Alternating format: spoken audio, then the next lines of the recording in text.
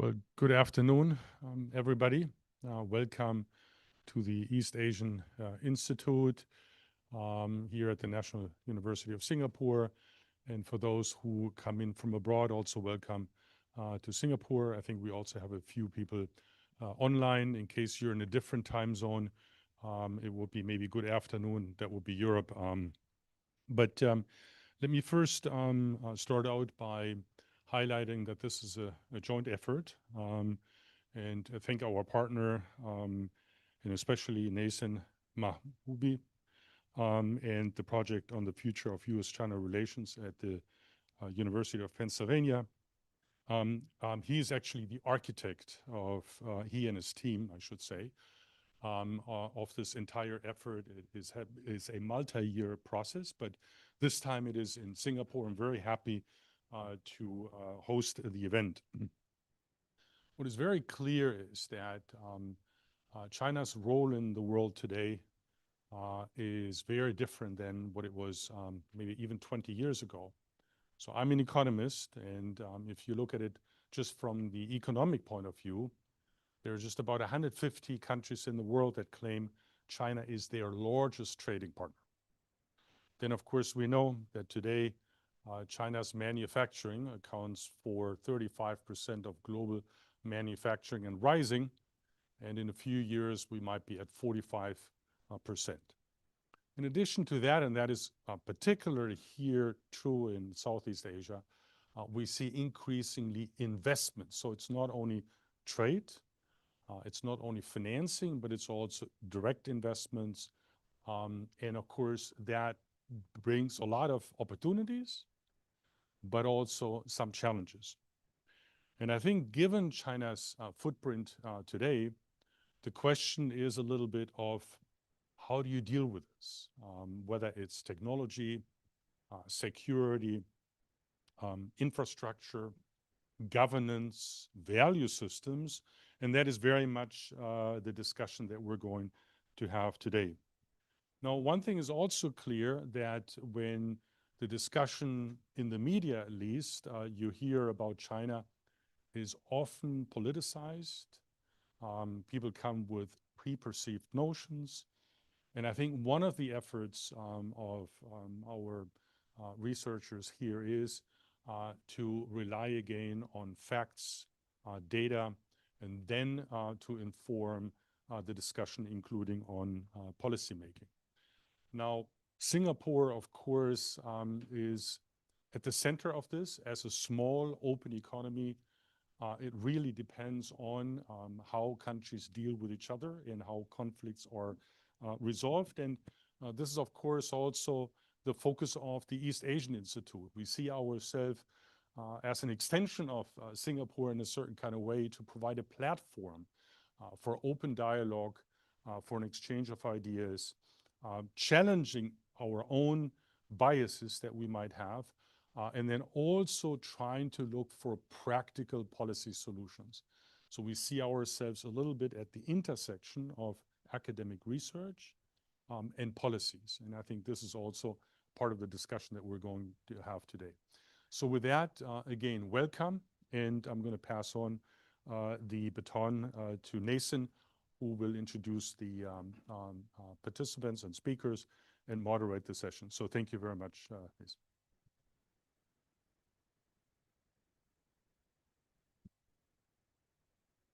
It is really incredibly inspiring to be here with you all today at the East Asian Institute of the National University of Singapore at the beginning of a 18-month process with a group of tremendously talented star researchers on China from throughout the Asia-Pacific region.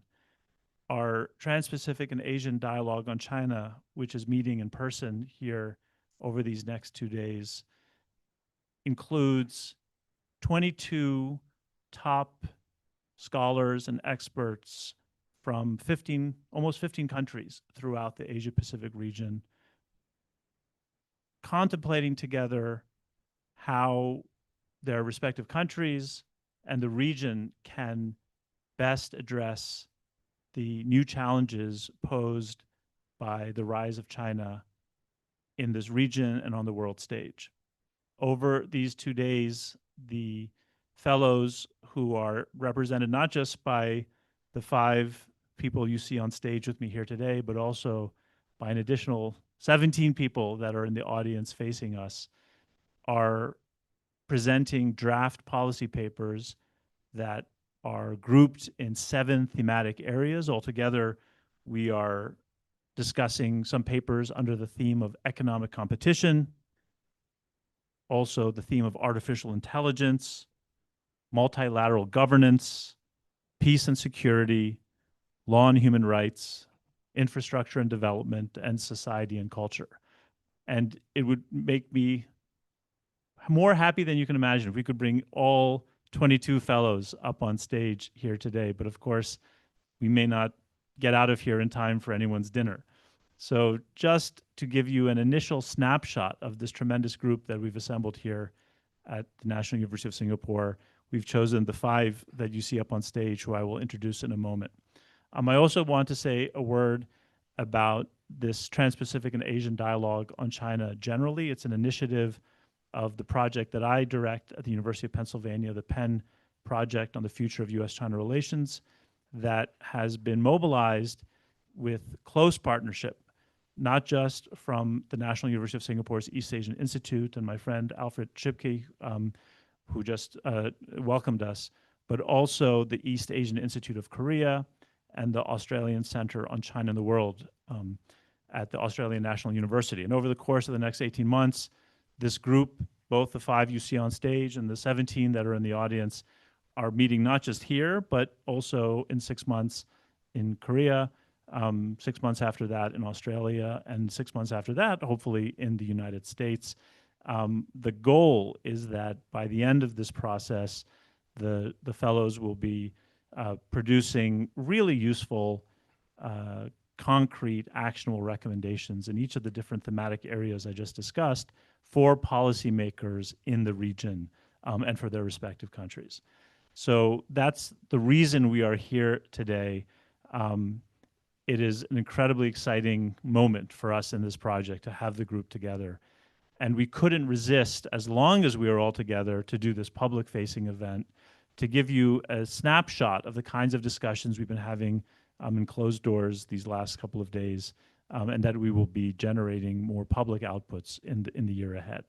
So with all of that as preface, let me briefly introduce the 5 you see on stage, who represent 5 of our 7 thematic areas in beginning today's conversation. So on my left, Paul Busbarat from Chulalongkorn University in Thailand.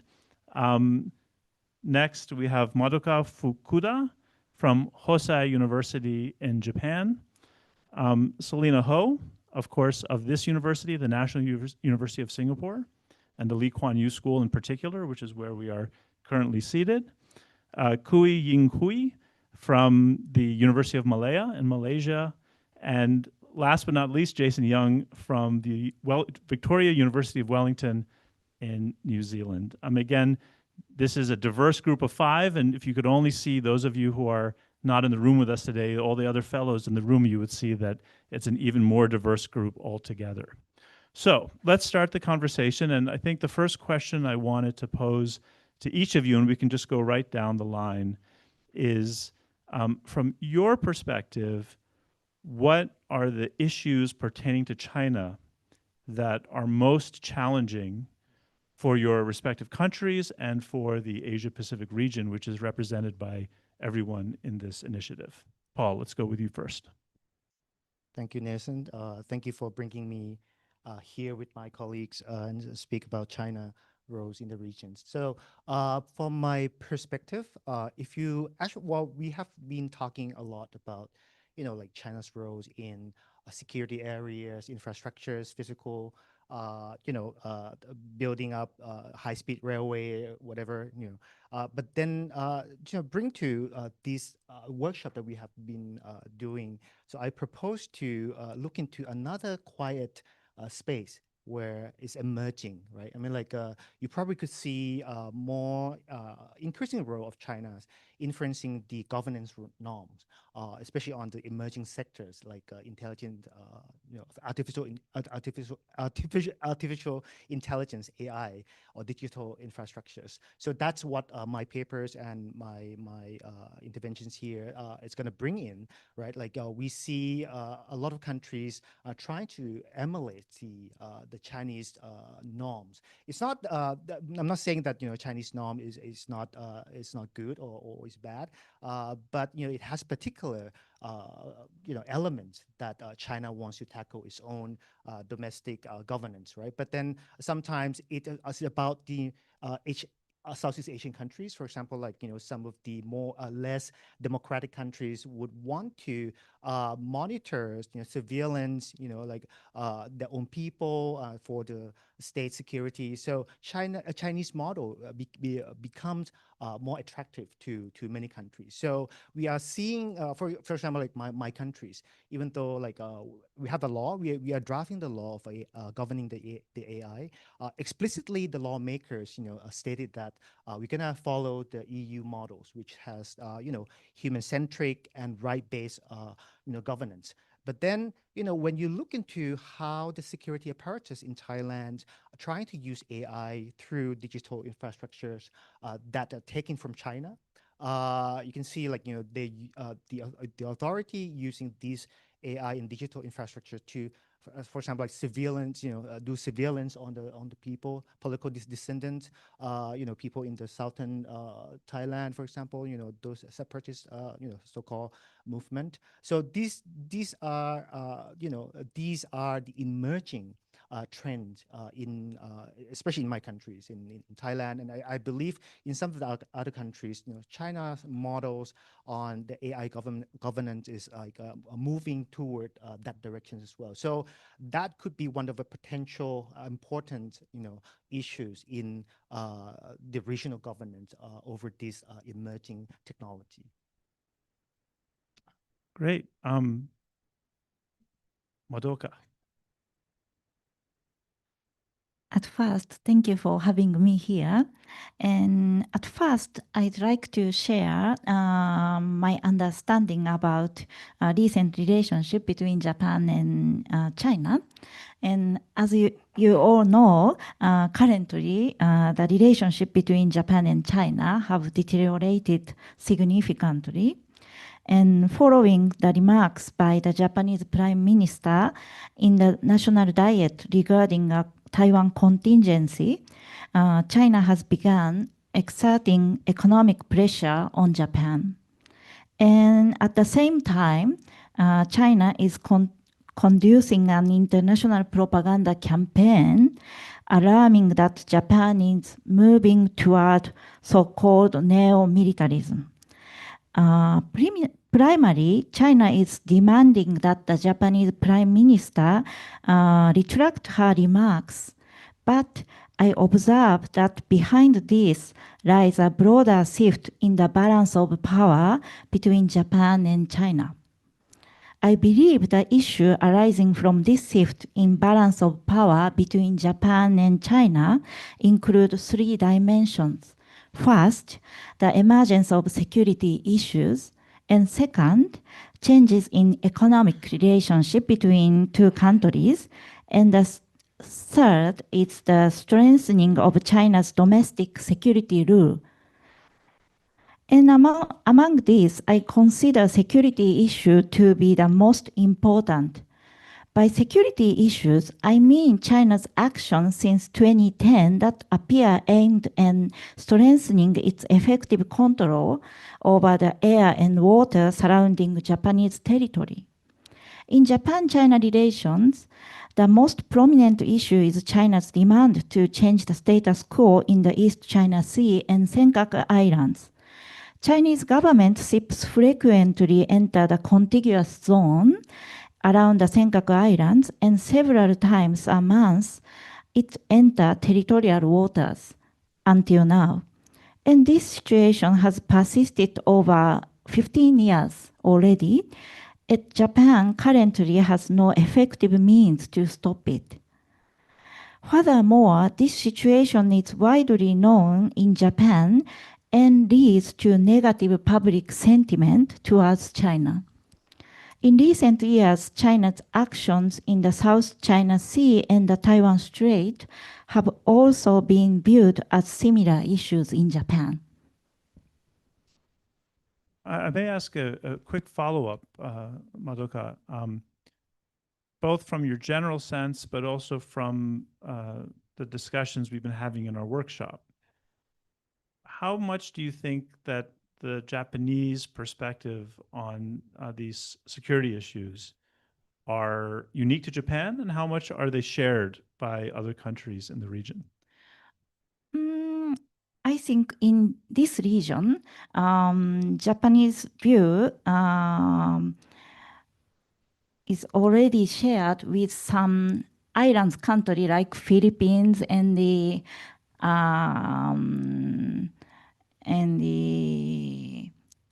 Taiwan and so on. But we know still there are still some debates in the continental country in East Asian region. That's my understanding. Do you want to say a little bit more about those debates?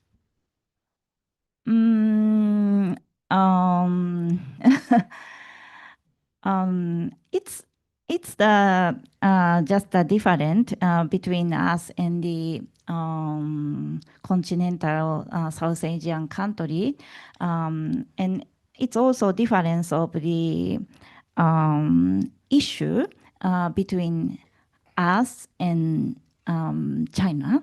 So I think we should explain more about our sense of crisis towards this country, but we also should understand the different views from this country in Southeast Asia. That's my view.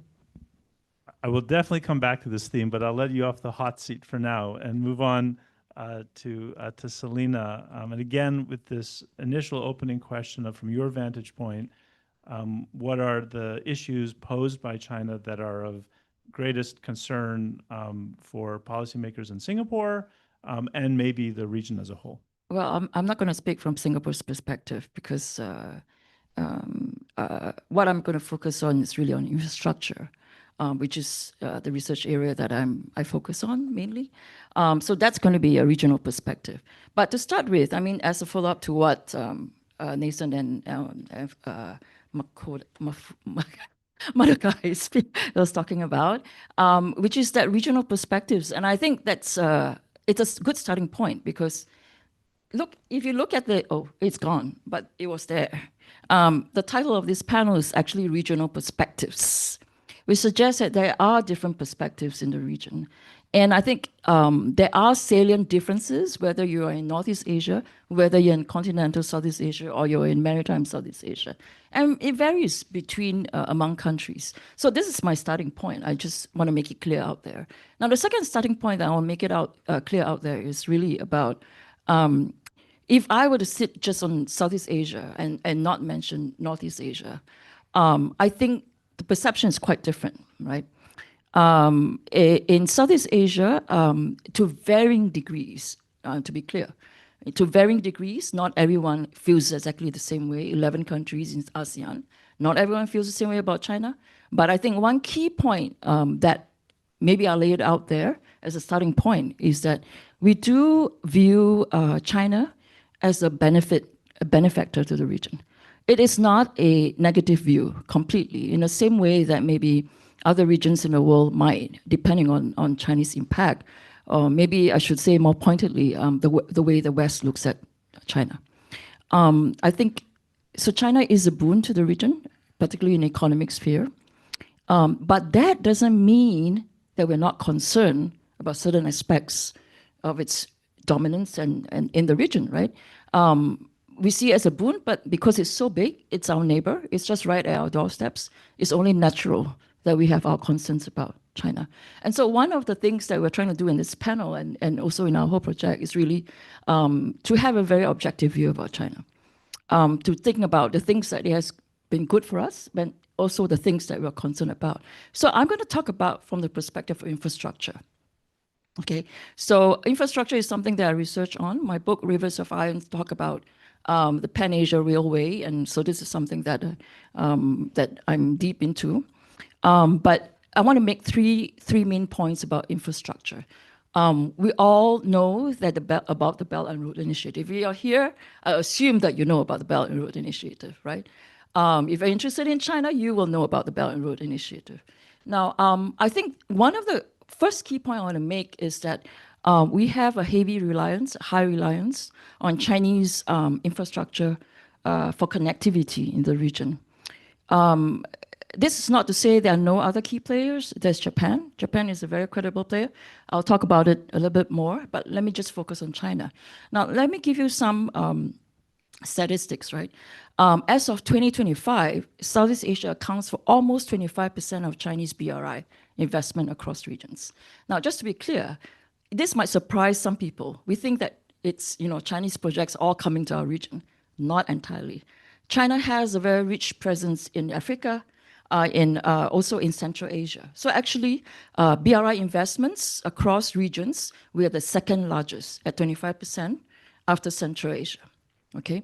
Now, so is this a good thing or a bad thing? I think it's a good thing and a bad thing. Okay. So the good part of it is that Chinese infrastructure actually fills a very critical gap in our region. It's an infrastructure gap.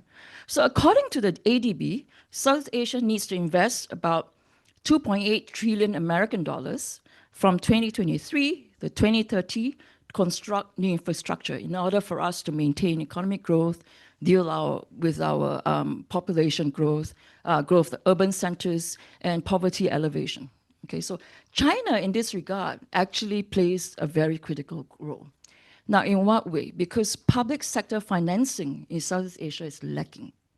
Okay, so according to another ADB report, it says, without the PRC, the gap for the remaining economies, the rest of South Asia, rises to a much higher 5% of our projected GDP. So we will have to spend a lot more on our GDP on infrastructure if we don't have Chinese financing. So that is a huge gap that China is plugging for us. Okay, so we have to acknowledge that. Now, what other things that China has brought to us? There are studies out there that shows that Chinese infrastructure financing actually has been correlated with rising economic growth in the region. So that's a positive point. So in what way, right? Because Chinese policy banks, basically the BRI banks, the banks that provides lending for BRI projects, infrastructure projects, are two policy banks, the China Development Bank and the Exim Bank, Export-Import Bank of China. Now, these two banks actually provide a very strong alternative to Western-led development banks. Now, that's important because sometimes countries in the region cannot meet the criteria to get Western lending. So in that way, China fills a very big gap because we can get money from these two banks. Now, that's very important for us. As I mentioned already, we already have a huge infrastructure financing gap there. Now, the second point I want to make is, and I think it's fair to talk about what are the challenges and costs for us, right? Now, in the paper that I was writing for this group, it's actually, I identified about 5 or 6 challenges and risk, okay? First is a growing debt crisis in the region. Secondly, political and governance risks in the region associated with Chinese infrastructure projects. Third, societal risk. And fourth, environmental risk. And the last one, which it's another of my research area, transnational crimes and scams. So when Chinese go out, the Chinese criminal gangs also go out. I'll elaborate on that a little bit, okay? But I want to talk about the debt crisis first. Basically, there is a growing debt crisis in the region, and in particular, I want to give the example of Laos. Now, China holds, okay, I have to be very clear first. China does help Laos with its debt, in a sense that it helped to provide debt referrals, restructuring arrangements to provide relief for Laos debt. But Laos is actually heavily reliant on China for these. Now, I'm not talking about a debt trap. I'm not saying that China is out there to get Laos. I think this is a consequence of actions and choices that are made by host countries, to be very clear about this, right? But China now has the standing, I don't know whether it's a good one, but it is the largest debt collector around now, okay? So China holds nearly half of Laos' external debt. And Laos' external debt is estimated to range from 88% to 112% of its GDP. That's a huge amount. Now that has consequences for Laos' growth, okay, it's the ability to develop. So that's a very serious issue. Now let me give another example before I pass the mic to Ying, which is the example of scams, right? So we don't think of scams as linking up with the BRI, but it does, because a lot of these Chinese syndicates actually go out, the going out policy as part of the BRI. A few of these gangs, they will say they set up these special economic zones, whether in Cambodia, Laos, or Myanmar, and they will say that these are BRI projects. Now, why would they say these are BRI projects? They say because it is they can get some legitimacy with what they're doing, right? Now, whether they are really BRI projects is very questionable. But they have these guys, special economic zones. We call them gray special economic zones. Basically, they are where you put the casinos, you put the scam centers, human trafficking, wildlife trafficking, all sorts of things in these scam centers. So they make all these phone calls to you all. I'm sure that everyone has received them. Whether it's phone calls or whether it's text messages or emails, you have received them. Now, this is a very huge problem, and which we will have to recognize. Now, let me give you some estimates about how large the size of this economy, this whole scam operations are. Now, there are some estimates that put the entire cyber scamming operations in the Mekong as generating $44 billion a year, American dollars a year. This is by the end of 2024. Now, this is about 40% of the combined formal economy in the Mekong, 40%. Now, the question is, so why, see, this is what happens, right? When you try and put down one center, they scat and they go somewhere else. It's really difficult for them to deal with this. But this is one of the unintended consequences of Chinese infrastructure projects going out, okay? Keep the microphone. You're not off the hot seat yet. Okay. So one of the themes we've been discussing in the workshop, which is a fairly, I think, common theme in discussing this region's relationship with China, is the intersection between economic and security concerns. That's right.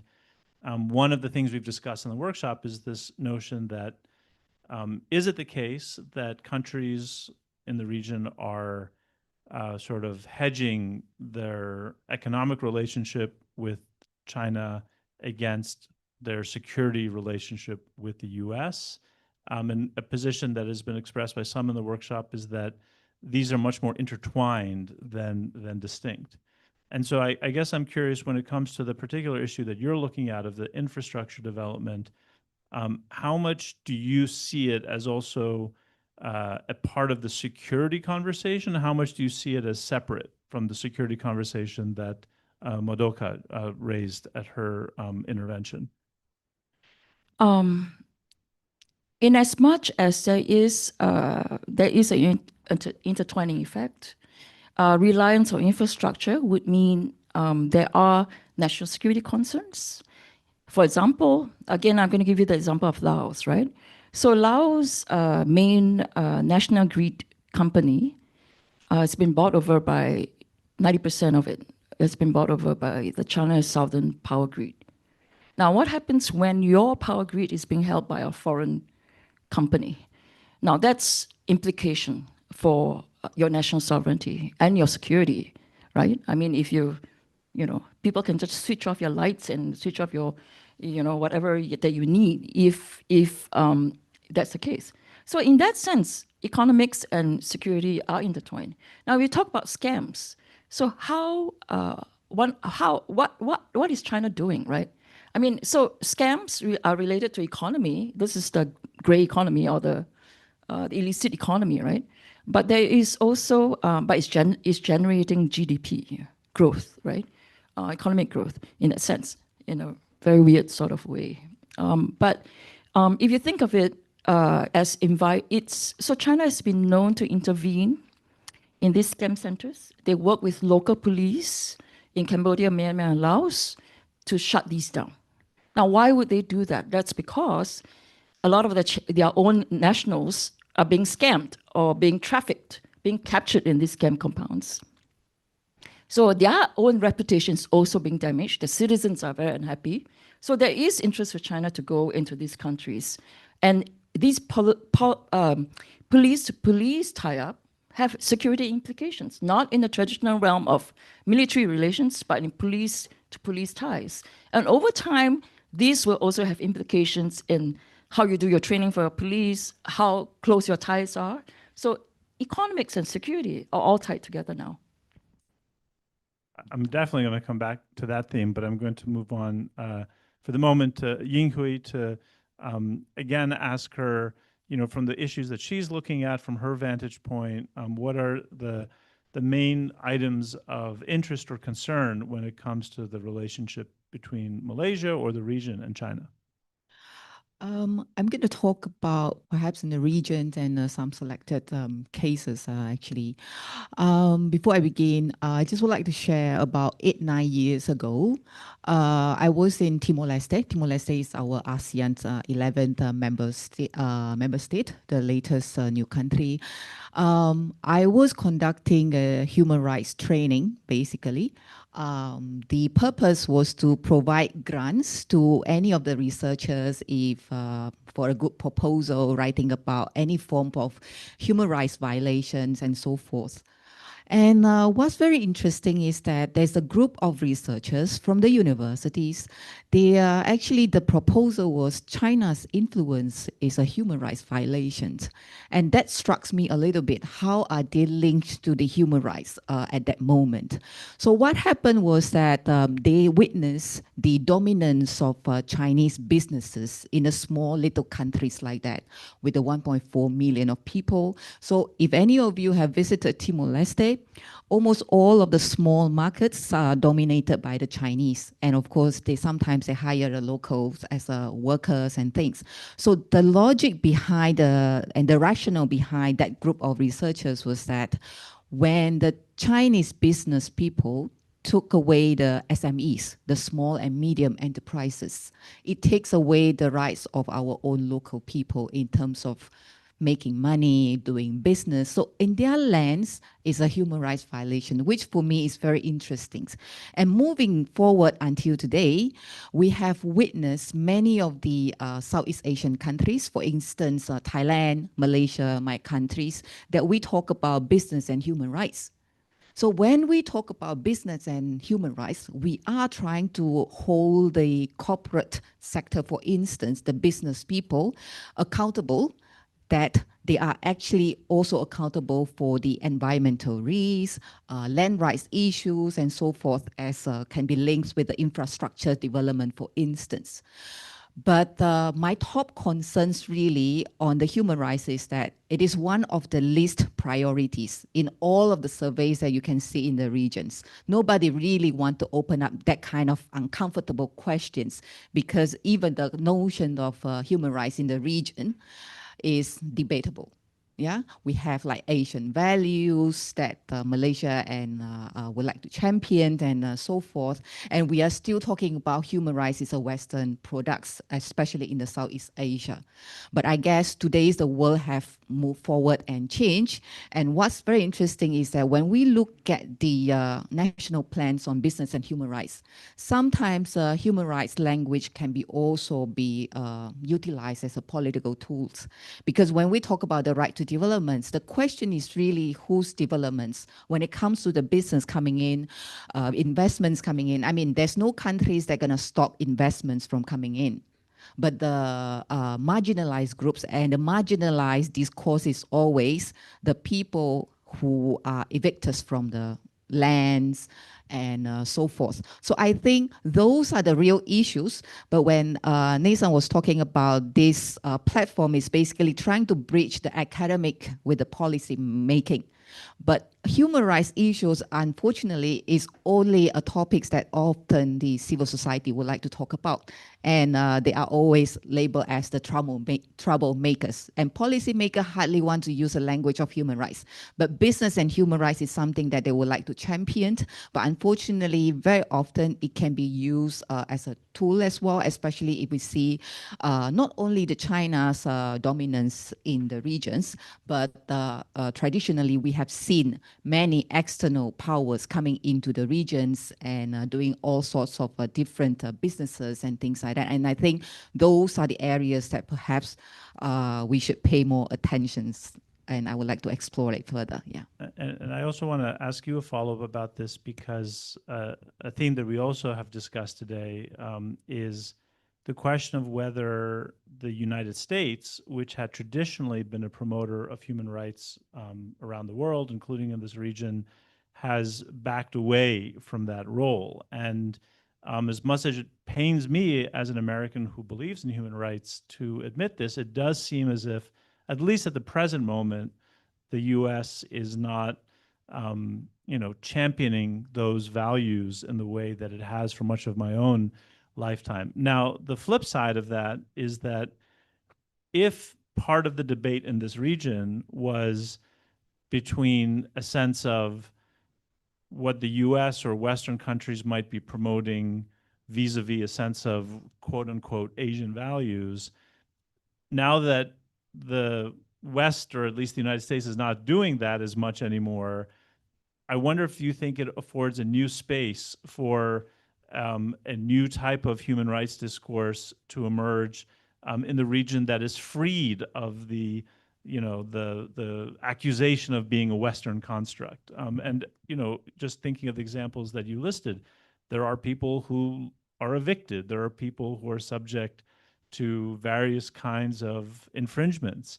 And, I would think that there is the possibility of voices from within the region saying, Asian values doesn't necessarily mean you get to evict me and I don't get any kind of recompense for that, or you get to impose this infringement on me and that's totally fine. Well, I know when Trump came in as a Trump 2.0, many people were upset that, the US is no longer talking about human rights. But I would like to challenge that. I do not personally think US talking about human rights as in the rights that should be actually either imported or exported to other countries, because that is always the language that being used by the Southeast Asian governments in terms of it is a Western construct. And his actions for me is, I can see that from the positive lens is that it gives people more debates and discourse about challenging that the human rights notion does not belong to any regions. Because if we look at the religions and cultures in this part of the world, there's most of the religions was talking about values, dignities, and so forth. And those are very much related to the human rights. But only that I think all of this while that the Southeast Asian governments have been using this Western construct or notions of human rights to say that this is not our culture. So I see that as a turning point that actually create a platform for these regions to actually start talking about human rights, because it has always been embedded, just that it is not being discussed in a more comprehensive way. Yeah. That's super, super interesting. Last but not least, Jason, again, the initial framing question from your vantage point, what are the issues that are of most concern or of greatest interest when it comes to New Zealand's relationship with China or the larger region's relationship with China? Great. Thanks, Neysun. So I guess for New Zealand, geographically, we are the last country before you get to Antarctica. So a little bit different to the rest of Southeast Asia and Northeast Asia here. But I guess the way I would frame what my main concern is to do just a really brief bit of history and think about how around about 2008, New Zealand became the first advanced economy to sign a free trade agreement with China. And we had this explosion in the relationship, and that was very much built on economic opportunities, and it led to this massive transformation of the relationship. And then, you know, roughly half a decade to a decade later, more and more challenges came into the relationship. So starting with the South China Sea, international arbitrational rulings, human rights issues, questions around foreign interference, cybersecurity, and, you know, a whole bunch of different issues, including in the Pacific, which is obviously of huge strategic significance for New Zealand. And then just recently, the latest challenge in the relationship would be the backbencher MPs that were given a 1-year ban from entering China because they visited Taiwan.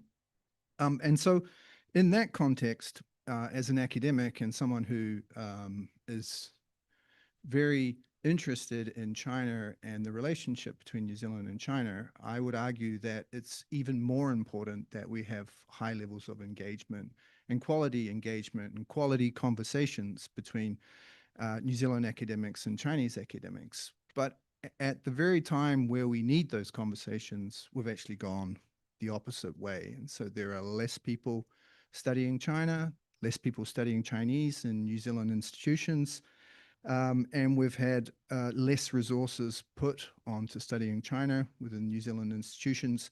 And we also have, I think, many academics who don't study China have become very frustrated with trying to engage in Chinese academic debates and in the Chinese system.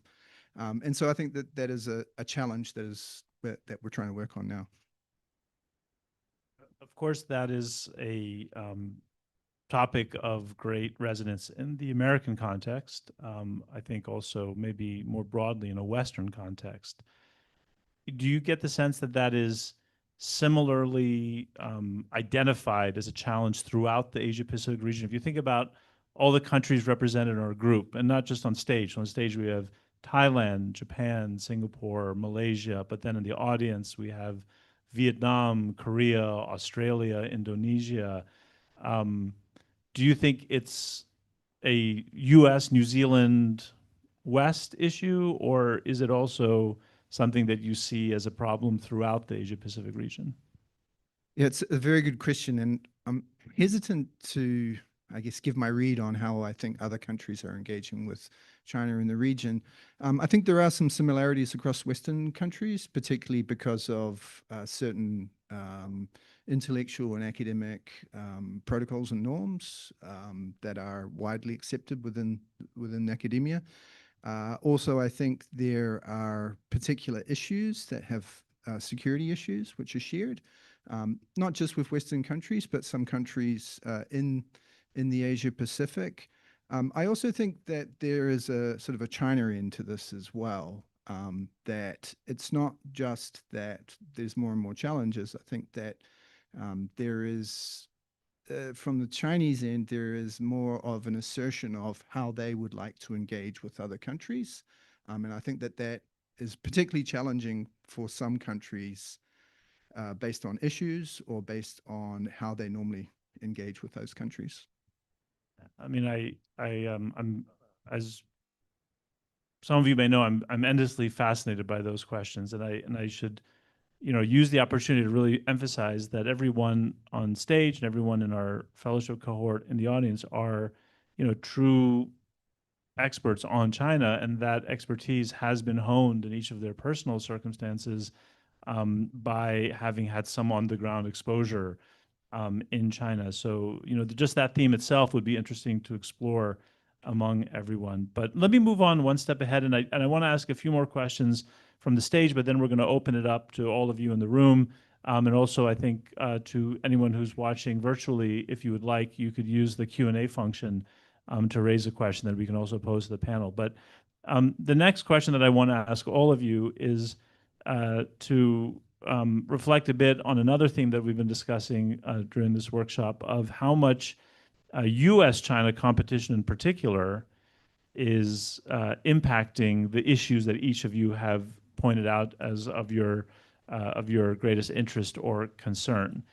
I don't think anyone in the room would be surprised to know that the United States and China have been in a much more fraught relationship over the past 10 years than has been the case for the 35, 40 years before that. There's a possibility that we may be in a moment of some stabilization of that dynamic. Certainly in the aftermath of President Trump's visit to China, we now have this new framework of a constructive relationship of strategic stability, possibly, at least on the US side, also with fairness and reciprocity. And so I think it's natural to maybe just ask all of you to also say a word about that, of how much is that particular dynamic between the US and China impacting each of the issues that you have noted in your opening presentations. Let's start again with Paul.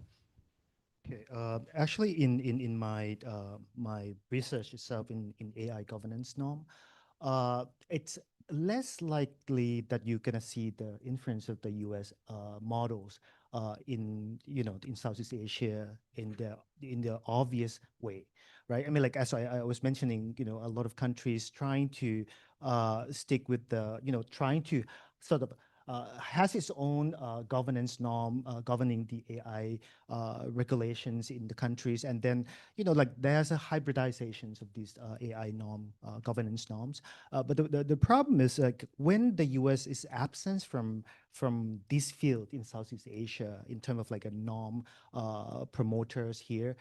So you see, that's what I'm saying in the beginning, that you see two models like competing instead of like US and China. You see like the EU models that actually is related to what other panelists also mentioned about the human rights and state values. How the Southeast Asia value human rights, right? I mean, that kind of form the trajectories of how the AI governance in Southeast Asia would be finalized toward the end, or develop toward the end. So as I was mentioning that Thailand's laws like trying to model after the EU, which give the focus on human rights, human centric, privacy, those kind of things that EU would promote. But the problem is, like, the similar to what the Selina said about the debt trap, that this is, you cannot like actually blame China per se.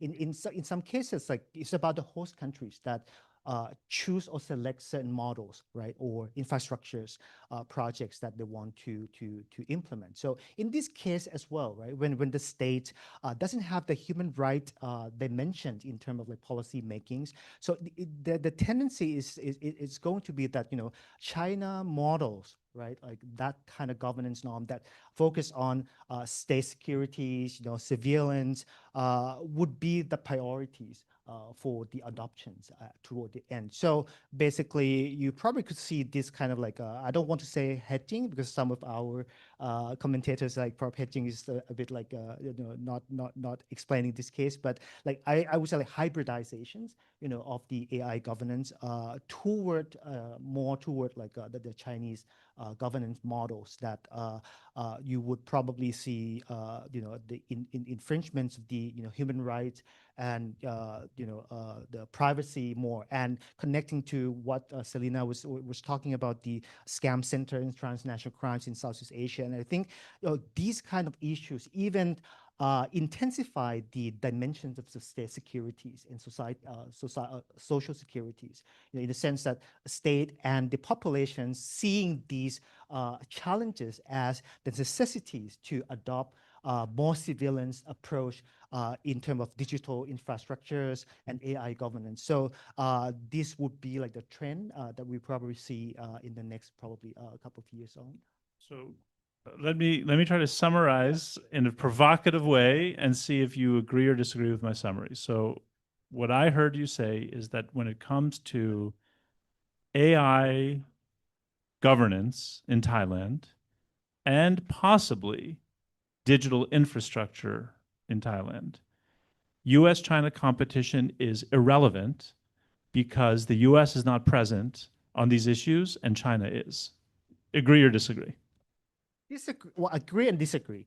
Agree, agree in the sense that I disagree in the sense that the U.S. model is so fragmented that the state in other countries cannot replicate that easily because it's let the market drive, right? I mean, like private sectors, companies would have their own standards.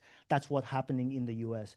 Market-driven kind of approach. But the EU is more regulatory, top-down, but still focus on human rights and peoples, right? But the China one is also top-down, state-centric, right? And probably state had the ability to go to you, and chasing you up, that kind of things. And I think that particular models, right? US is not present here, right? But the digital infrastructures is different stories, right? You see cloud, or data centers, you from the United States invested in Southeast Asia a lot, but that doesn't really make the governance itself very prominent here. It's kind of like related but separate issues that I see from at least my primary observations from the field. I will let you off the hook for now, and we'll keep going down. But I do think there's a little bit of hedging going on, as Selina mentioned. So, Madoka, I'm going to guess that when I ask you, is U.S.-China competition relevant to the issues that you laid out, you're going to say yes. Yes, of course. So given that the foundation of Japan's security policy lies in the Japan-US Security Alliance, security treaty, and that China's future actions will be shaped by the course of the US-China competition. So the United States influence is very, very essential in this area. And at first, in the short term, Japan needs to repeatedly confirm with the United States that the issue concerning the Senkaku Islands and the East China Sea, I just mentioned, fall under the Article 5 of the Japan-US Security Treaty. That is situations that Japan and the United States should address jointly. And while the situation in the East Asia Sea resembles that in the South China Sea or the Taiwan Strait, so we also need to explain the importance of this region and ensure that the U.S. maintains its interest in this region. And on the other hand, in the longer term, we must continue to communicate with the United States about how the course of the US-China competition will affect China's attention in the surrounding regions of Japan, so Chinese neighbor countries. In other words, so on the one hand, we must prevent the interests of neighboring countries from being used as bargaining chips in the US-China competition. And on the other hand, we must prevent tensions from the US-China competition from escalating the China's stance towards neighboring countries from hardening further. That's my view.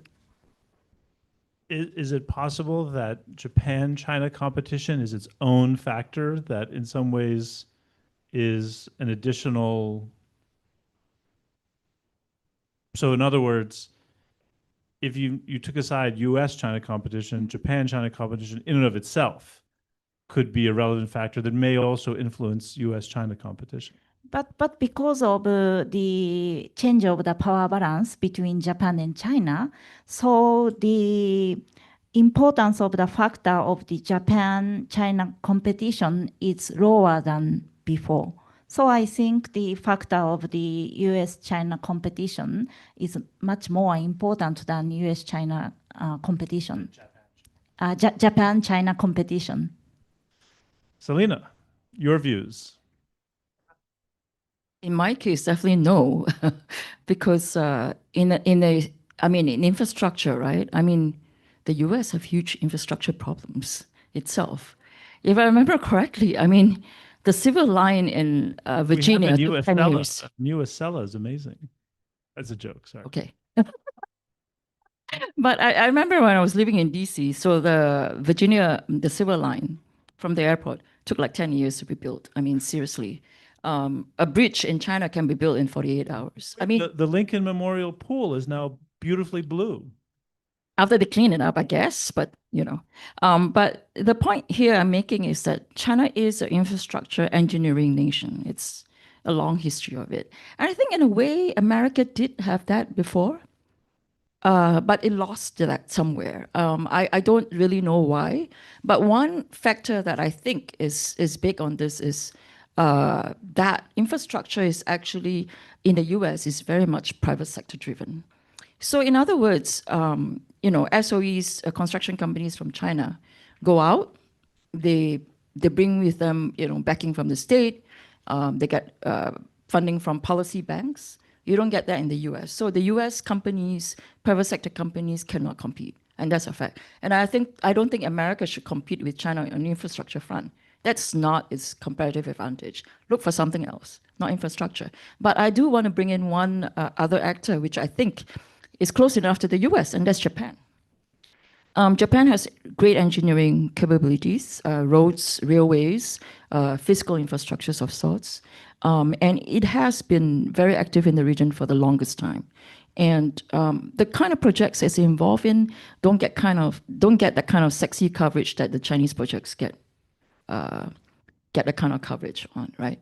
I don't know why, but in a way, it's always been present in ODA, especially in mainland Southeast Asia, and very much involved in building airports and railways and roads and all sorts of things. But so Japan does have a comparative advantage. It has emphasized actually things like high quality infrastructure, in opposition to, not in opposition, but as a contrast to Chinese infrastructure, criticisms against it. It has talked about how it is helping the local economy in terms of providing jobs for local workers, because one of the criticisms against Chinese infrastructure projects is that they bring in their own labor. They bring in their own cement and steel.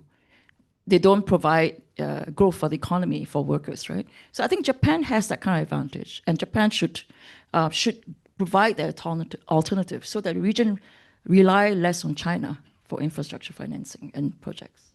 Very quick follow-up. I'm just old enough to remember a time not that long ago where the US was actively trying to make the costs of some of this infrastructure, Chinese-driven infrastructure development clear to different countries in the region and other parts of the world. Is that still, did that ever land? And is it still something the US is even trying to do?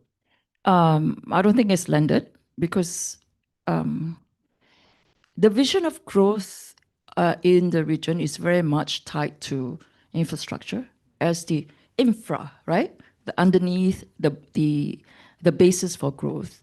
And the warnings of all these things, I don't think that's going to take root when people are concerned about growth and livelihoods for the people lifting their people out of poverty. So I don't think that's that narrative actually stuck.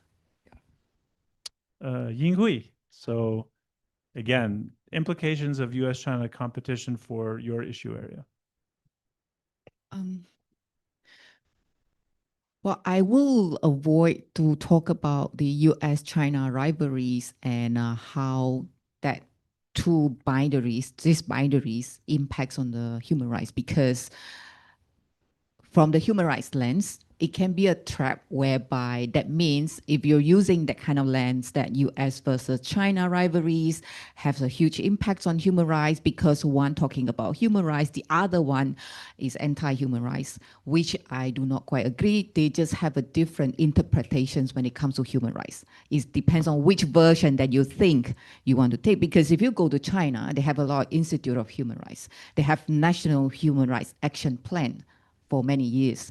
So they are not avoiding the language of human rights, but they just have their own versions.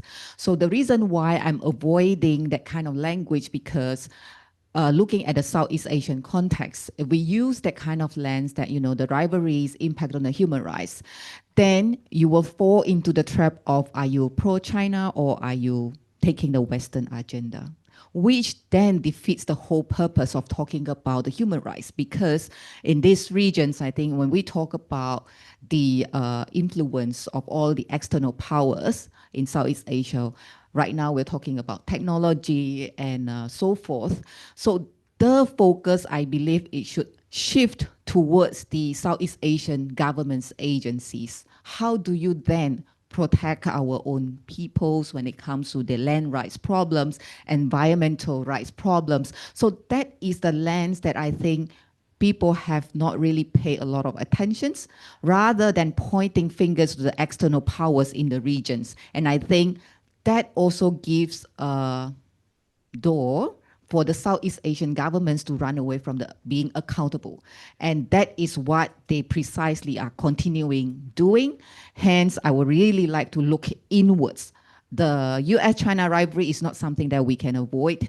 And after all, what's interesting is also the world has moved beyond just the US-China, because at the global south has become quite powerful now, that the alliances have been starting to be formed, BRICS and so forth, that people talking about perhaps the agency should come from the different countries of the middle powers, small powers. So I think that kind of problematized the whole geopolitical tensions that we see, and our things that, those kind of problematizations and the nuances can do the concept of a human rights maybe in a better way of looking at that. Human rights does not belong to any particular regions. Rather, it should be something that our own government, now I'm talking about Southeast Asian government, should always bear in mind and to look at it. Yeah. Jason. Well, I think the US factor has certainly changed the mood in New Zealand about a whole bunch of international issues, including the China question. I also, a bit of a pet peeve of mine, I think for small countries, there's always a challenge of having your interests understood from your own perspective.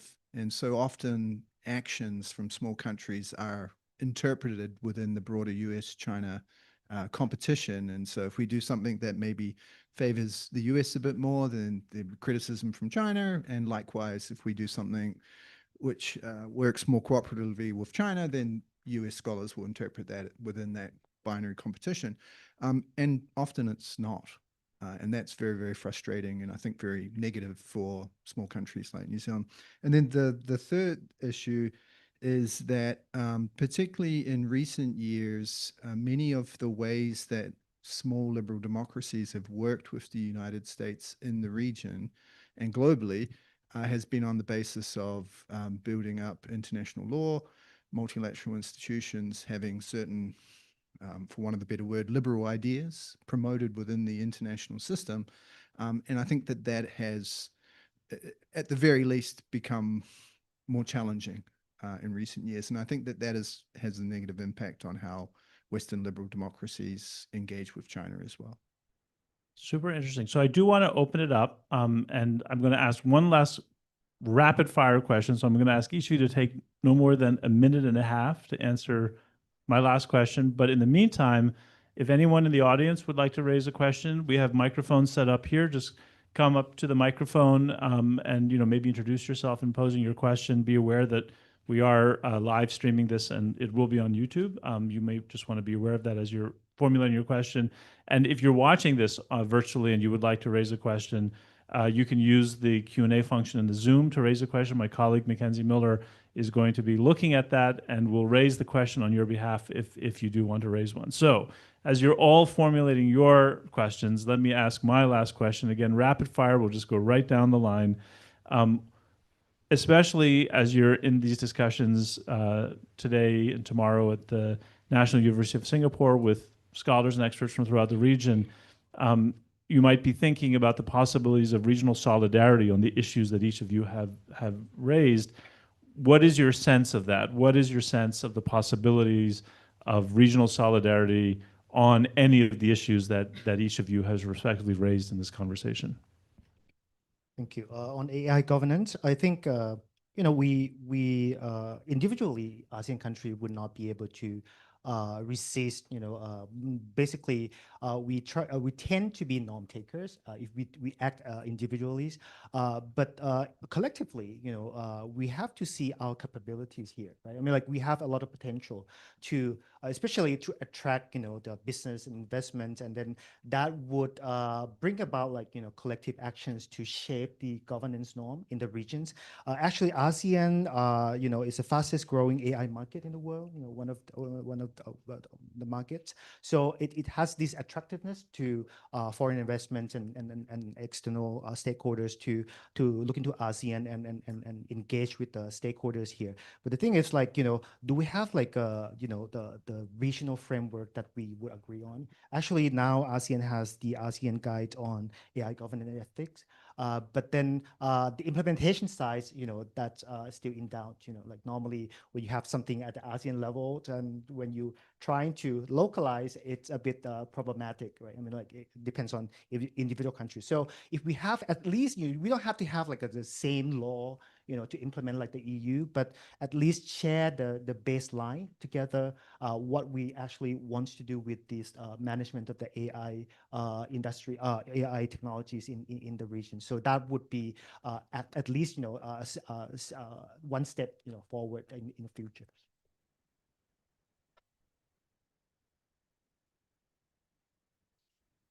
Okay.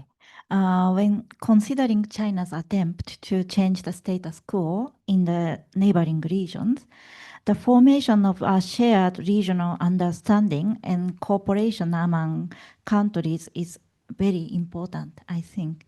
And first, we need to share information about the Chinese army's actions in the region and develop a common understanding on the issues. Since China's attempt to change the status quo often occur in the gray zone, it is crucial to share reliable information and recognize these actions at first. And second, regarding such gray zone activities, it is necessary for countries to coordinate their responses to send a message of denial against Chinese activities together. And for East Asian nations to achieve this, cooperation with the United States is indispensable, I think. And this is because since the end of World War II, security in this region has been based on a hub and spoke relationship centered on the United States. So horizontal ties among nations in this region still remain very weak. And furthermore, it is necessary for countries in the region that lie outside this hub and spoke structure and are not directly affected to understand the current state of China's action and their potential impact on the whole of the region. And moreover, while Taiwan lies at the center of the so-called First Island chain, and Japan and other nations do not maintain diplomatic relations with Taiwan, making intergovernmental cooperation more difficult. So I believe it is desirable for other nations to align their understanding and approach to responding to such a situation. And third, I believe that Japan and countries in the region shouldn't only align their understanding and coordination, but also share expertise on practical measures to contain China without provoking it excessively. As I mentioned above, horizontal ties regarding security issue in the region are still weak. But even so, such efforts are gradually being made. For example, cooperation is taking place between the Coast Guards and navies of Japan and the Philippines recently. It is desirable for such efforts to gradually expand into the whole of the region. Yeah, so I think in the area of infrastructure, Most of the projects are actually bilateral in many, many senses, but I think there are three particular areas in infrastructure that I think ASEAN can work with China. One is the ASEAN power grid. I think that's something that we're really, really interested in, but we lack financing. And I think we will want, actually not just China, but any other major powers to help with the financing of the ASEAN power grid. That's something that we've been talking about, thinking about for the longest time, and we really have something that's a basis for that, which is the Laos, Thailand, Malaysia coming to Singapore transmission, electricity transmission. So that's one thing. And the other one is to connect the ASEAN master plan for connectivity with all the other connectivity infrastructure projects in the region. Now, a third area, which I think that I feel quite strongly about, is that there is synergies in ASEAN fighting crime together, scam centers. And honestly, right, I mean, this is to the interest of everyone globally. It is a global scooch, right? And China can play a very large role in coming together with ASEAN to find to establish a crime-busting task force or something like that. Okay, so these are the three big areas. Now, if you hear about a crime-busting task force that came out from this, the idea came from me. Okay, just putting it out there.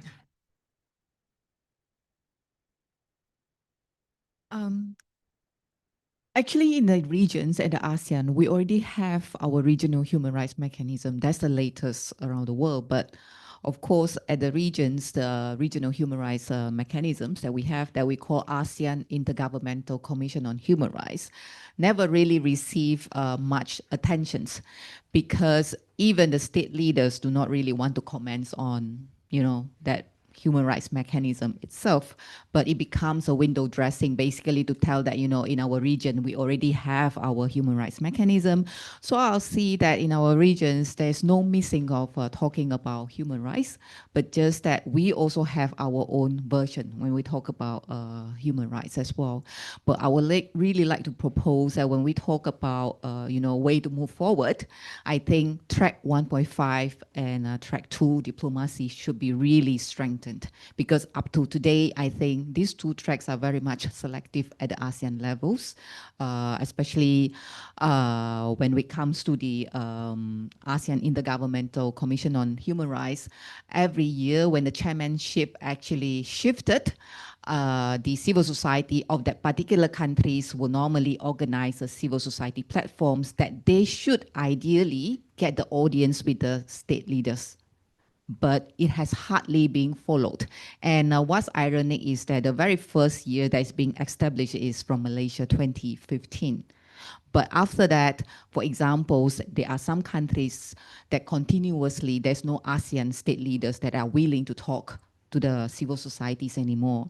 And I think that itself can show the hypocrisy of the ASEAN itself, that it is not that human rights is missing, but just that people are avoiding to talk about it. Yeah. Thanks. So just quickly, I would say, yes, I think I think people always speak better and more strongly when they work together in coordination. And so I think we all, as part of this bigger, broader region, have an obligation to each other to support each other's interests and causes in our relations with China.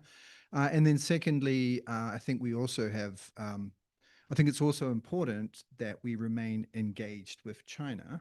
And I think being here in Singapore and in Southeast Asia more broadly, the geography just makes that of course. Whereas I think for other countries, it's less of an of course. And so that's very valuable. So enough questions from me. Let's see if anyone in the audience, just go walk up to the mic. Whoever gets the microphone first gets to ask the first question. Please.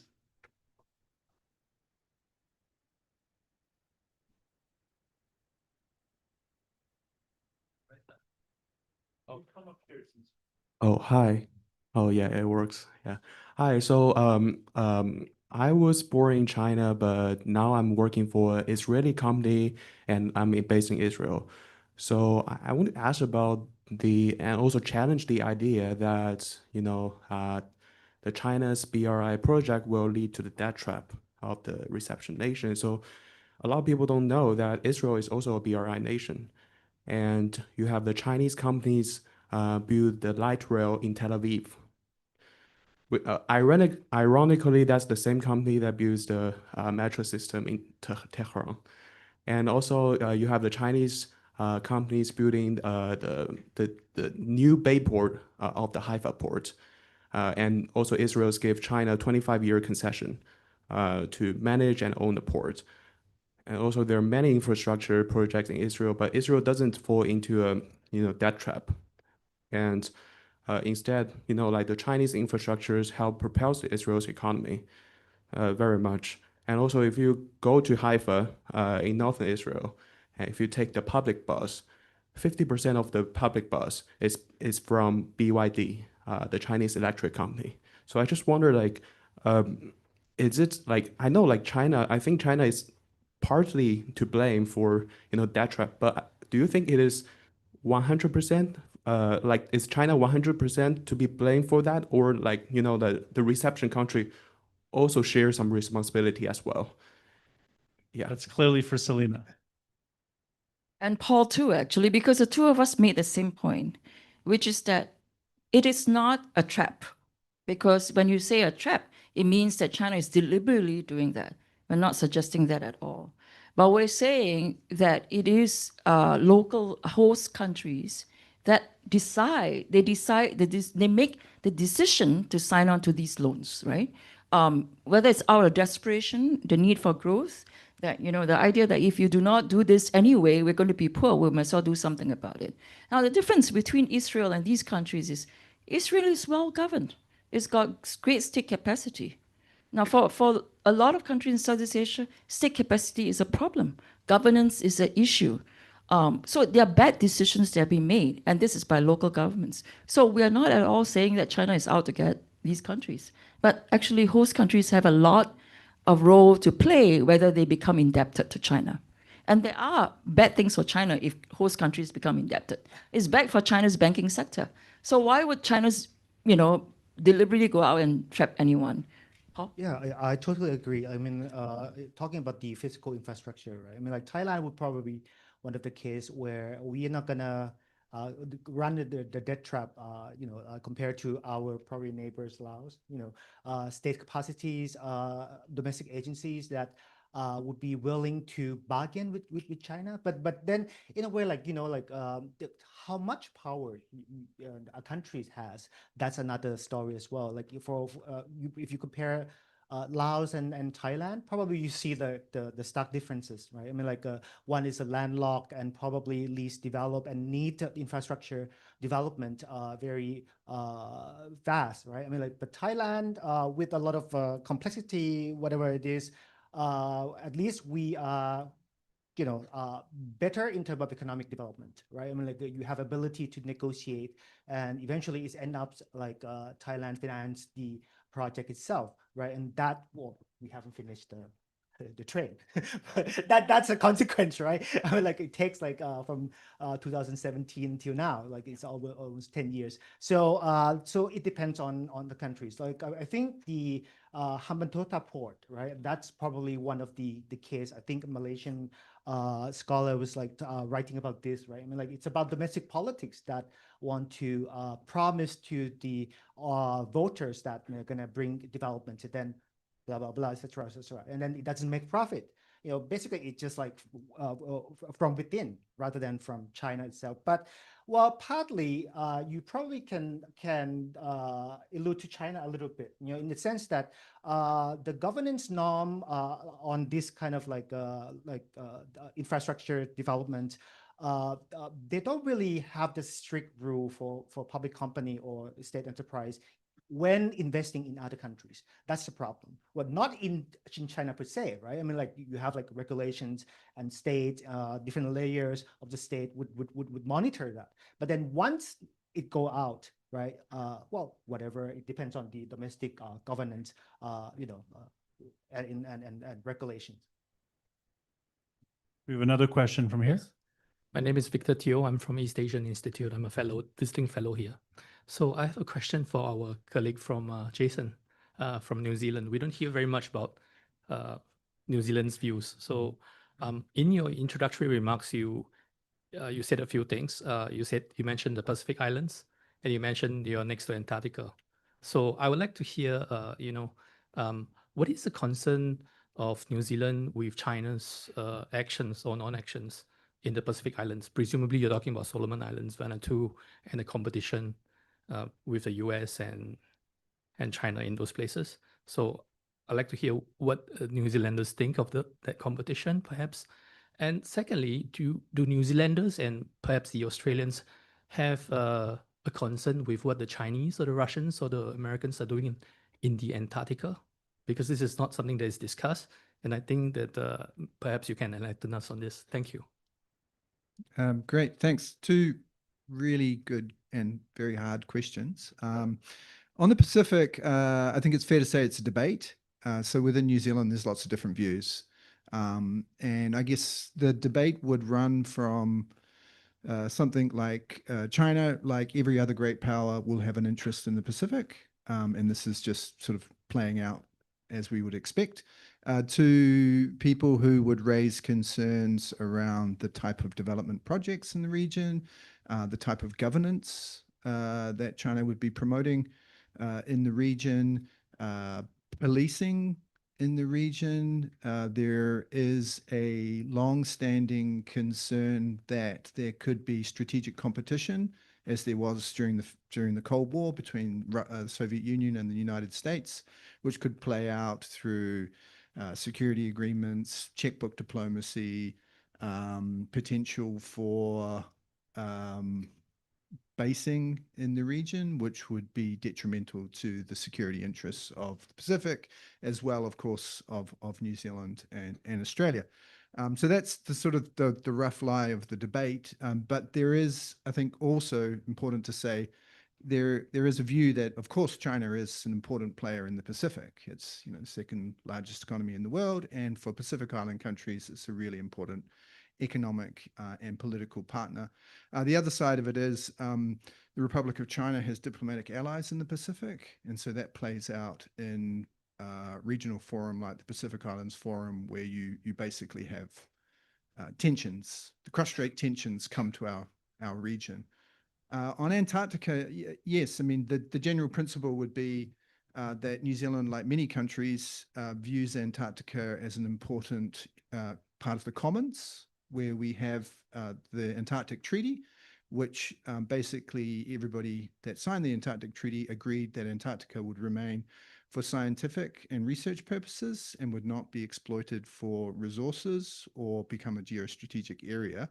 And there is some concern about the increased footprint and the role in particular of Russia in preventing some of the environmental work that's going on there. So yeah, that's a hot and growing issue. Another question from this side. Hi, my name is Alan. I'm an incoming student, MI student this August in LKYSBP. So thank you all for the wonderful discussion. And I would like to ask about whether the AI era is changing the role of the state in regional development. In the earlier digital economy, many people assume that the private platforms and markets will move faster, efficiency than government. But AI seems to depend much more on public and physical conditions like compute, energy data infrastructure, supply chains, and large-scale adoption across society. So China seems to represent a more state-coordinated model with strength in infrastructure and industrial deployment. The US, on the other side, represent a more platform-led model, as we know the term cloud capitalism. So with strength in frontier innovation and private technology ecosystems. So of course, neither model is purely state-led or purely private. So my question is, for smaller and middle-sized Asian states, how should they balance these two models, and what kind of domestic state capacity in this new era they need in order to avoid becoming dependent on either side? That's what the questions I actually tried to ask in this paper as well. I have not got the final answer yet, but yes, I think the smaller nations, especially in the regions, we probably see the attempt to build the digital sovereignty, like trying to develop their own AI infrastructures and digital infrastructures, as well as the governance. But then there's a combinations of this and that, right? I mean, like to govern how the AI should be regulated. I think from what I just probably mentioned, probably not so clear. I think so. It depends on that state, right? Normative inclinations as well, like what the state in smaller these smaller nations want to achieve, right? If they want to regulate the use of AI and for the state purposes, like in Thailand, like what I just used as an example, like security, national securities, dealing with scam centers, and that's elevate the consciousness of the security as the important issues that affiliated with the AI governance, right? So in that case, you probably could see the moving toward, like a state control, monitoring of the use of AI in these kind of countries. So it depends, it varies from country to countries, but how to balance, between the two or the three or whatever it has. So probably you just have to look into the outcome of the negotiation between domestic stakeholders, right? Like whether or not the business would have like, more say in, framing the AI governance in your countries, right? If the state apparatus are more powerful, you probably end up with the, sort of like a toward China models. If the private sectors are more powerful and have the bargaining power with the state authorities, you probably could see like, the shift, right? Toward like pro-market, pro-human rights, those kind of things that the EU already set up the standards for that. So I think no white and black in this one. So it depends on the amalgamations of like your stakeholders in the in domestic setting as well. So Over here. Thank you so much. Another quick question on AI. Just wondering. This is the last question on Yeah. AI. I mean, just a quick follow-up. What is your greatest hope and deepest fear for AI? Thank you. Your greatest hope and deepest fear for AI. Thank you. We're gonna ask ChatGPT. yeah. Let me log into to my cloud. For me, I think, well, probably like from everyone's experience, well, of course, like the hope is that, we can increase our ability to work, productivity, those kind of things. But, it affects a lot of things. Probably like a lot of us, the first thing that we do when we, face the questions, okay, put the questions there. If it aligns with our idea and thought, that would be fine, as long as we can just check, like if it's what you actually intend to answer those kind of questions. But for those who, for example, our students, like the young generation, sometimes they choose AI as the primary sources, right? I mean, like of the references or whatever, and then that would stop them from thinking, critical mind and critical thinking. So from educator perspective, that's very detrimental to our societies, right? I mean, like if we don't have that's related to AI governance, how we can take advantage of the AI technologies at the same time, increase human capacity to manage our own technologies on the daily basis. That probably the challenge that we don't want to see, like the whole things run by AI in this world, right? I mean, like without our decision making from human being. Also, if an AI mistake is a result of it results in nuclear war, that would be bad. That's something to be worried about. Alfred, please not AI. Last question or? No, Alfred is asking a question. Oh, sorry. I think you'll have a chance, no? No, I just wanted to kind of highlight a little bit the challenge that I think Selina also highlighted, that this part of the world is, of course, still at a stage of development, and it needs a lot of investments. And I think we have now one specific example where we're going to face how to manage China in this process, and it's called energy security. I think a few weeks ago, everybody woke up and said, on all of the topics that we have one more, and that is how do we achieve energy security? And this part of the world is among the most vulnerable. You mentioned already correctly, potentially having an ASEAN power grid as a specific example. A lot of it is related to electricity. And what it actually means is that on the other side, there is only one real player, and that is China. On the one hand, it has now the technology as it relates to green and clean technology that you ultimately can use to facilitate that. And of course, it also has part of the financing.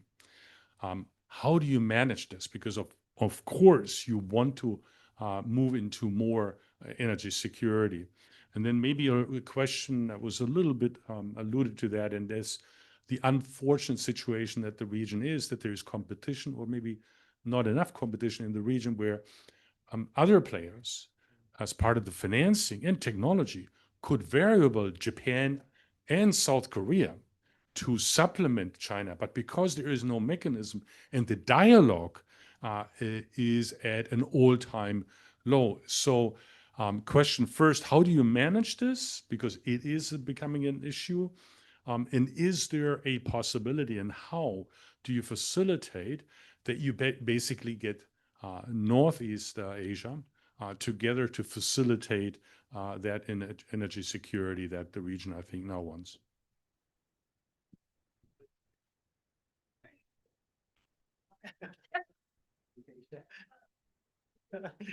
So just quick comment.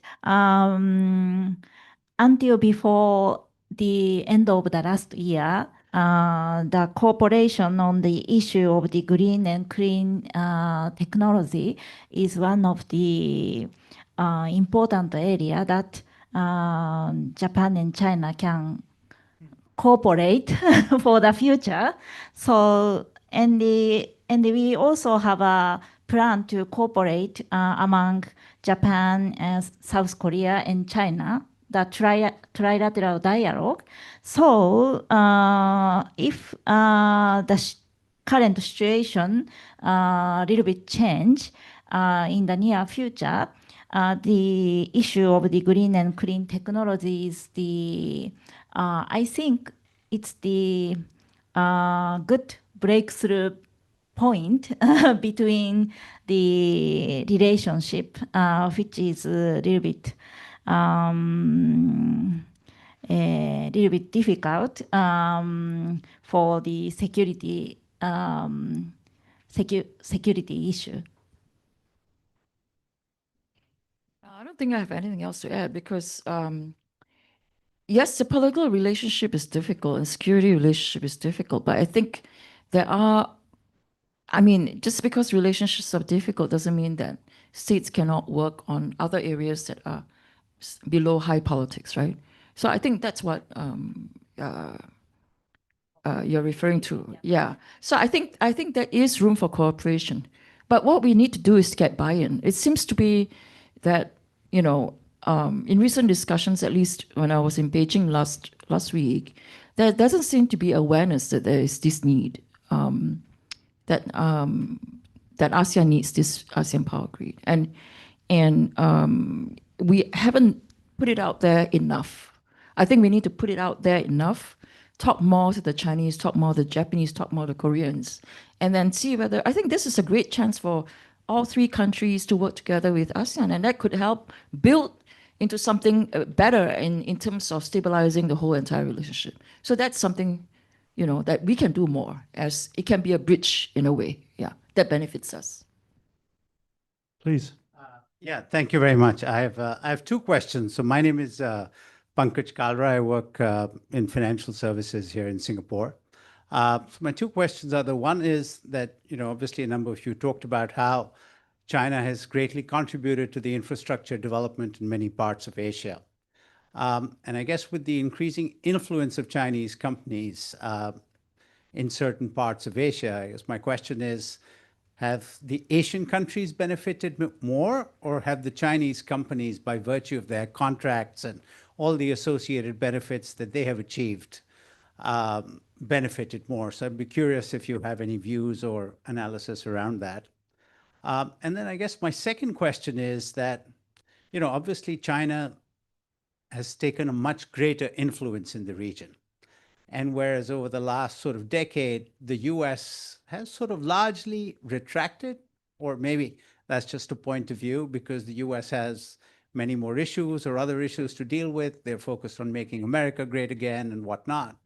And I guess my question is that because, you know, given that the US has retracted or is playing less of a role, does that sort of appear to play more into China's hands and give them sort of a greater remit in the region? Who wants to take either or both of those? But I think that Ying should come in on this point as well, because Ying will have the human rights, the labor issues, and environmental impact that she can speak on.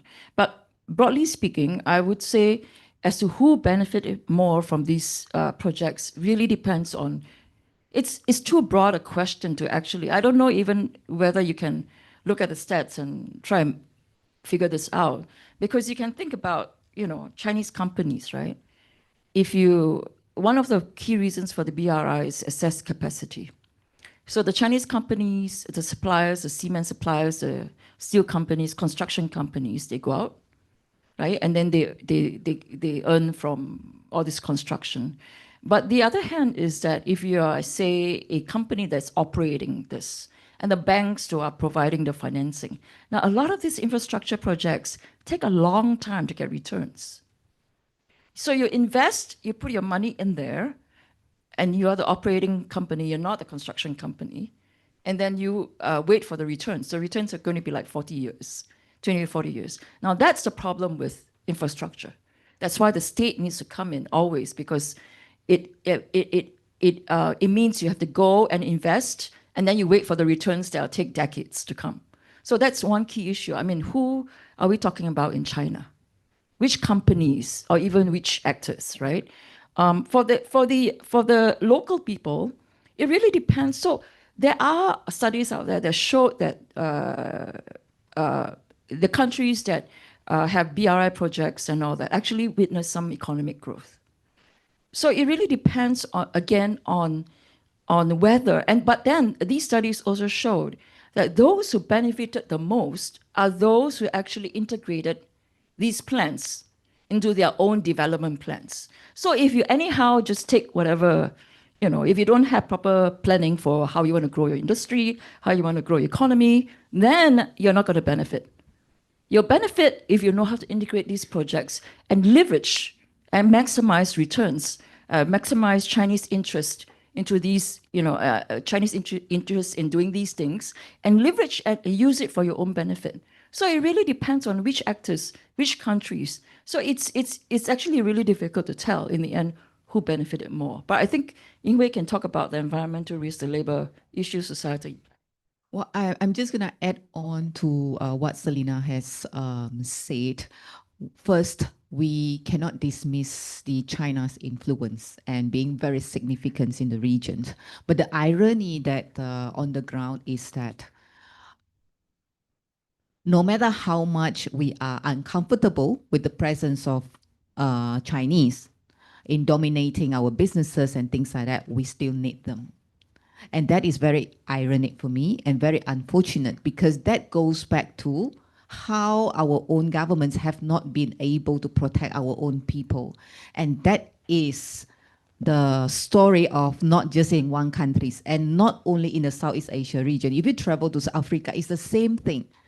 We don't like it, but we have to live with it. And that is a very sad statement. And it is not just come from one community, but you will see the patterns is very, very similar.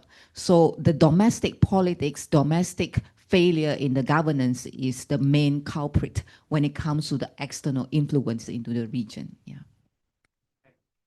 So we're just about to wrap up. I know we're a little bit over time, but I had the sense that there's a couple of questions that came in online. And so I'm going to ask my colleague, Mackenzie Miller, from the Penn Project on the Future of U.S.-China Relations, to read them out as long as they're not about AI. There's just one from one of our fellows of the program from Vietnam. So this is a follow-up to Neysun's question to the fellows as to whether the US-China competition has influence in the region, and if so, how? So this fellow is wondering if anyone in the panel is convinced that some sort of sphere of influence could happen. If so, how would that affect your country? So a little bit about what we were talking about at our lunch internal session.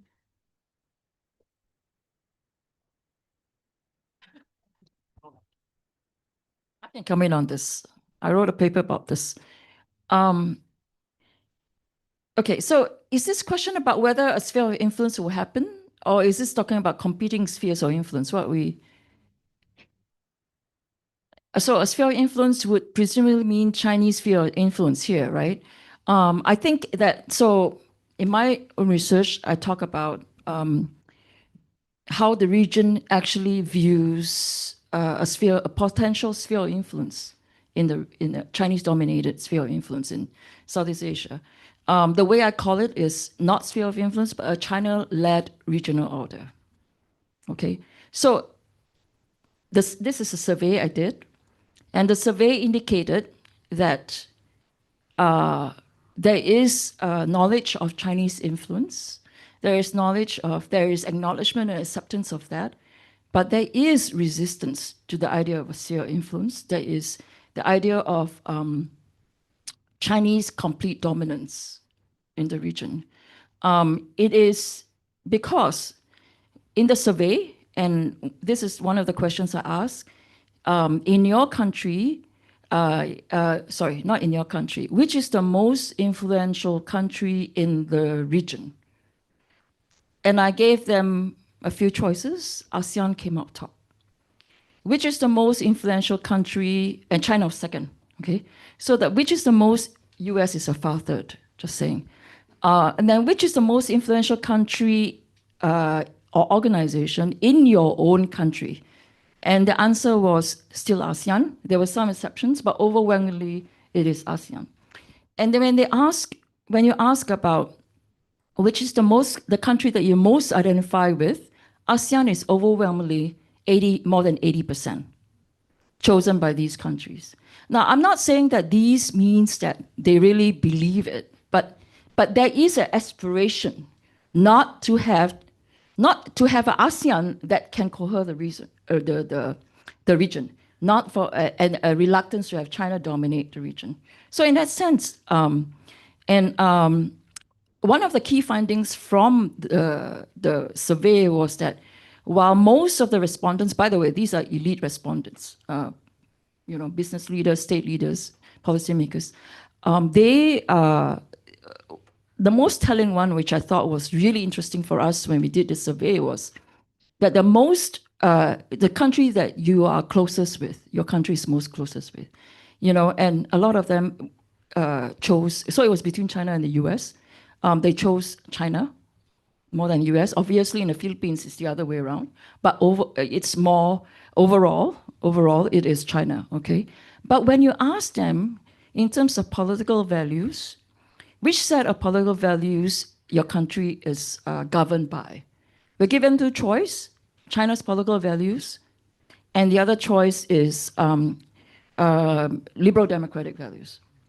Now, the strange thing is, these countries are not exactly liberal democracies, but most of them, 80%, overwhelmingly, overall 80% chose liberal democratic values. Now, this is what we call a social desirability bias that's built into the survey. Because Chinese political values and norms don't have that kind of traction in the region, and actually globally, it does prevent supporters from following China in that sense. So the region still, whatever we think about liberal democratic values being bankrupt and the problems with it, it is still the only set of values that actually have traction and is attractive to others. So that in that sense, one of the greatest challenges for Chinese sphere of influence to emerge in the region is China's lack of a set of values and norms that can attract others. Okay. Anyone else want to? Jason? Just quickly, I think I 100% agree. And I think what I would take from that survey is that it's, and this sounds a bit trite, but it's complicated, and that some areas you could see blocks, maybe in tech stacks, certain types of technology, certainly in the security area. And there will be maybe a bit of movement there as China becomes more powerful. But in other areas, we're likely to see multiple forms of influence. We haven't really talked about India, but as it emerges, it's going to be a very important player and will have influence as well. And so I think we're moving into a world where it's going to be more and more complicated, and the types of influences that countries will have to manage will require some very nimble diplomacy. Well, I am really just so thrilled about all of our conversations here, but including and especially this panel. I hope that those of you in the room and watching online feel the same way, that we've learned a lot together, and I can guarantee that of the other fellows of this initiative who are sitting in the audience here today, we could very easily replicate this panel 4 times over with really fantastic discussion. And over the course of the next 18 months, we will do that. We will, each time we meet as a collectivity in these different parts of the region, we will put a new set of the fellows up on stage, and we will also share their views on podcasts and, of course, their papers. So this was a great way to start all of that. My thanks once again to the East Asian Institute of the National University of Singapore and Alfred Schipke, who gave the welcome at the beginning of this. I'm so grateful for the opportunity to speak with your community here. And this has been the perfect place for our growing dialogues to commence. And I should just say one last word before closing out the program. Many people who may watch this discussion on the YouTube channel of the PEN Project and the Future of U.S. China Relations may be based in the U.S. and are thinking mostly about the U.S.-China relationship. And as someone who is from that world and often engaged in those discussions, I just cannot stress enough how important it is for us to listen to the discussions about the U.S. and China in other parts of the world, and especially in this part of the world. In our context in the U.S., we've been talking for a long time about the quote-unquote pivot to Asia, and we keep getting distracted, and we keep thinking about other things. And I just really hope that this discussion gets watched and paid attention to and listened, because that's something that sometimes I think as Americans we're not always good at, is actually listening to other people. And so I hope that we can at least try to do that with the incredibly thoughtful and insightful comments made today. So thank you all. We'll close out, but this is not the end of the discussion by any means.